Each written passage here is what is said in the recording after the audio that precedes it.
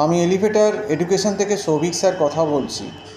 আমি স্টুডেন্টদের জানাতে চাই, যারা কিন্তু তোমরা মনে করছো যে MBA 2026 সালে অ্যাডমিশান নেবে, মানে নেক্সট ইয়ারে, এবং বিশেষ করে যাদের আর্টস ব্যাকগ্রাউন্ড এবং যারা কিন্তু ইকোনমিক্স, স্ট্যাটিস্টিক্স, অ্যাকাউন্টস কিছুই জানো না, ক্যালকুলাসের কোনো অ্যাপ্লিকেশান নেই, তোমরা কিন্তু, আমি যেটাই তোমাদের বলবো, পুজো হয়ে গেলেই, পুজোর পর থেকেই, মানে অক্টোবর মাস থেকেই কিন্তু MBA ফার্স্ট সেম যেটা 2026-এ হবে, সেটার কিন্তু পড়াশুনো শুরু করে দাও। এবং আমাদের এখানে অনলাইন ক্লাস হয়।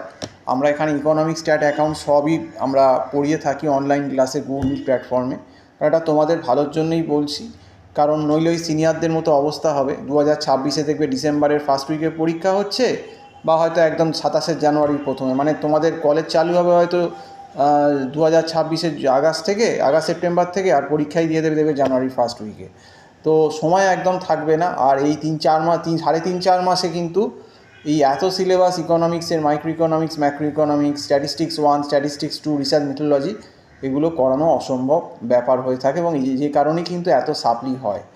তো তোমাদের আগে থেকেই সাবধান করে দিচ্ছি, যারা কিন্তু 2026-এ MBAতে ভর্তি হতে চাইছো, তারা কিন্তু এখন থেকেই বলবো, তোমরা কিন্তু ফার্স্ট সেমিস্টারের সিলেবাসগুলো এখন থেকে কিন্তু পড়তে শুরু করে দাও কোনো প্রফেশনাল লোকের কাছে। সেই জন্য আমরা এই টিউশানগুলো প্রোভাইড করে থাকি বলেই আজকে এই ভিডিওটা করা।